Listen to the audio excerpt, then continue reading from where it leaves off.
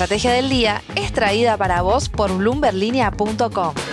Muy buenos días, estrategas. Soy Francisco Aldaya, editor de bloomberlinia.com, y hoy les voy a contar las 3 noticias más importantes para que arranquen su día. Además, Mariano Espina con lo más importante de la política en recintos del poder. Como siempre, no se olviden de darle clic al botón para seguir a este podcast, de compartir este capítulo, de activar las notificaciones y si te gusta lo que hacemos acá de lunes a viernes, ¿por qué no darnos un 5 estrellas?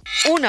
El gobierno anunció ayer su segundo repo tras el primero que se concretó en enero, en este caso por $2.000 millones y con 7 bancos internacionales, a diferencia de los 5 de la primera instancia. El central no informó cuáles fueron los 7 prestamistas en esta ocasión, pero la buena noticia es que consiguió mejores condiciones que en enero. La tasa que pagará será del 8,25% anual, es decir, 55 puntos básicos menos que en el repo anterior. El mecanismo sigue siendo el mismo, el central entrega bopreales como garantía a cambio de dólares inmediatamente y recomprará esos bopreales en abril del 2027.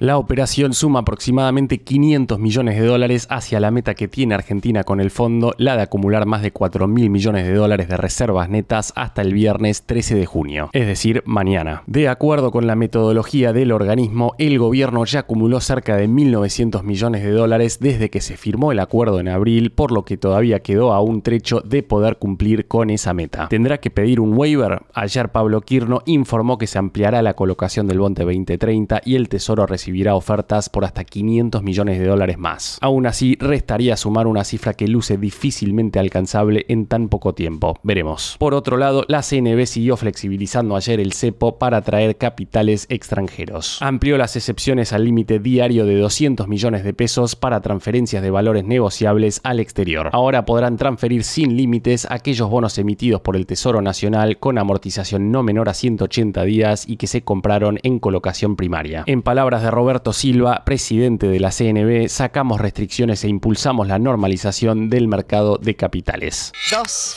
¿Qué decimos siempre a la hora de detectar motivos detrás de movimientos en las cotizaciones de activos? Primero, hay que ver si estamos en línea con los mercados emergentes latinoamericanos. Y si miramos lo que pasó ayer, los ETF de México, Colombia y Brasil cerraron en verde y también subieron sus bonos globales. Por eso podríamos argumentar de forma más convincente que la caída de los activos argentinos ayer pudo haber respondido a factores locales. Y la noticia más fuerte de esta semana claramente es la decisión de la Corte Suprema de confirmar la condena a Cristina Kirchner a 6 años de prisión domiciliaria e inhabilitación perpetua para ocupar cargos públicos. Aunque las acciones y los bonos arrancaron la jornada en verde, cerraron en rojos bastante claros, por lo que una primera conclusión sería que el mercado avisora cierta turbulencia en el horizonte. ¿Esto le jugará a favor al peronismo? ¿Cómo impacta en la estrategia electoral de Milei el no poder polarizar más con Cristina? Son preguntas que nos hacemos por estas horas. En Max Capital identificaron a Axel Kicillof como el candidato más fuerte para reemplazar ese liderazgo de Cristina, pero ¿podría surgir una nueva figura que lidere al peronismo? Por otro lado, comentarles que Galicia lideró el volumen operado entre ADRs en Wall Street ayer y llegó a caer más de 6%, aunque luego recortó esa baja al 2%. Sin embargo, acá hubo un factor puntual. HSBC decidió vender 11,7 millones de acciones que había recibido como forma de pago por la venta de HSBC Argentina.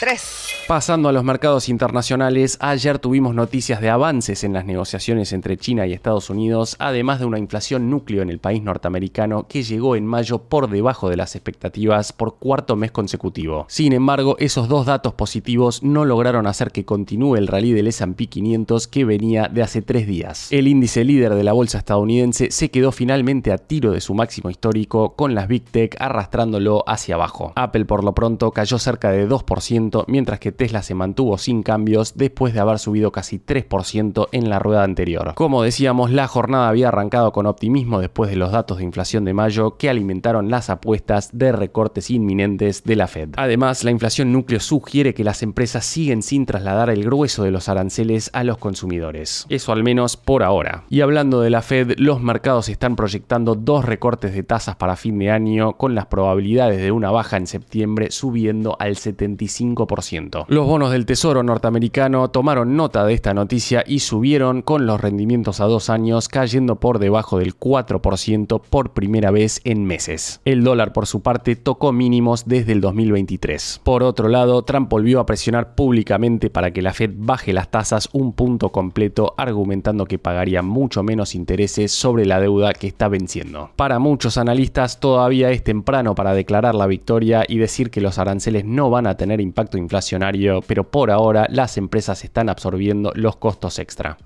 Antes de pasar a recintos del poder, veamos rápidamente cómo van a abrir hoy los mercados. El S&P Merval cayó 1,4% ayer. Fue una jornada verde para las acciones argentinas en Wall Street, con caídas de hasta 5,7% para IRSA y solo 2 subas de hasta 2% para Vista. Los bonos ley Nueva York cerraron con caídas de hasta 0,3%. El dólar blue quedó cerca de los 1.190 pesos, el MEP en 1.189 y el contado con liqui en torno a los 1.192 pesos. En cuanto al dólar oficial, el minorista cerró en 1.200 y el mayorista en 1.182, mientras que el riesgo país cerró el martes en 655 puntos, por encima del promedio latino de 405. Recintos del poder.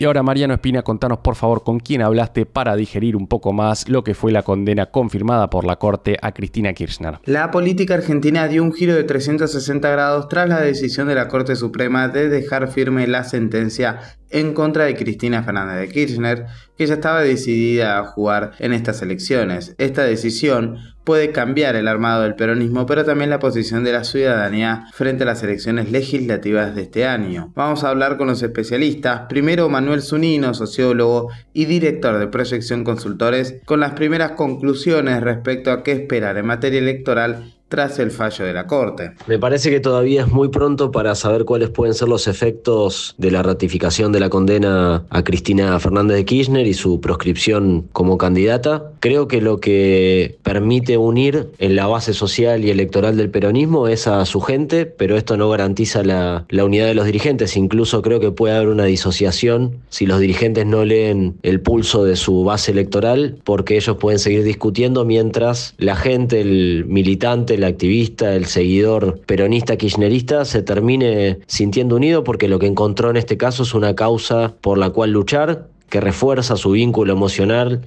con su principal líder y que además confirma su narrativa, la narrativa de la persecución judicial, la narrativa de tener un enemigo enfrente que te impide elegir a tu candidata. Creo que en ese sentido genera unidad de la gente, pero no garantiza la unidad de los dirigentes. También aportó su mirada Federico Aurelio, director de la consultora Aresco. Bueno, en un principio considero que la condena y por lo tanto la prohibición de que Cristina Fernández de Kirchner sea candidata resuelve algunas de las diferencias que venían teniendo los principales sectores del peronismo, con lo cual en este sentido creo que va a facilitar la unidad del peronismo, no solamente en vistas a las elecciones, sino en vistas a su conducción. Independientemente de la relevancia que va a seguir teniendo Cristina Fernández de Kirchner, su prohibición como candidatura indudablemente modifica el poder de decisión que tenía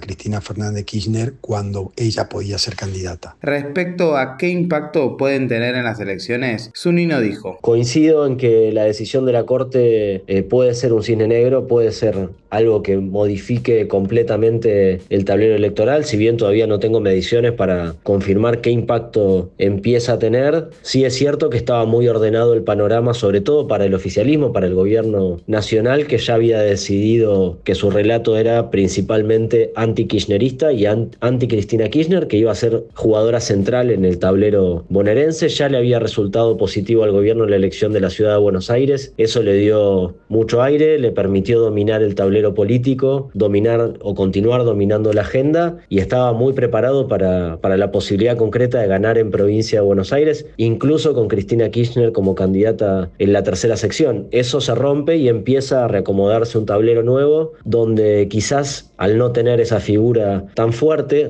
con la cual es más fácil polarizar, todo se vuelve un poquito más difuso. Y del otro lado, creo que del lado del kirchnerismo, lo que aparecía como problema era la baja participación de su base electoral, sin causas por las cuales motivarse para ir a votar, y en este caso quizás lo encuentren. Así que me parece que se abre otro panorama que va a haber que analizar minuto a minuto y con mucha precisión, porque el tablero está cada vez más complejo. Distinta es la mirada de Aurelio, quien cree que el voto estará determinado por la gestión de Milei. Bueno, no sé si esta decisión de la Corte puede ser un cisne negro en las elecciones legislativas. Sigo considerando que la principal variable sobre la cual la gente va a decidir su voto es si está contenta o no con la gestión de Milei. Y por lo tanto, la situación de los problemas, sobre todo el económico, va a ser el principal eje sobre el cual la gente va a querer votar a favor o en contra. Ahora, si se deteriorara el humor con la gestión de Milei, y teniendo en cuenta que el principal espacio opositor sigue siendo con claridad el peronismo a nivel nacional, tal como se vio también en la elección 2023, como que el principal espacio opositor a Milei fue el peronismo,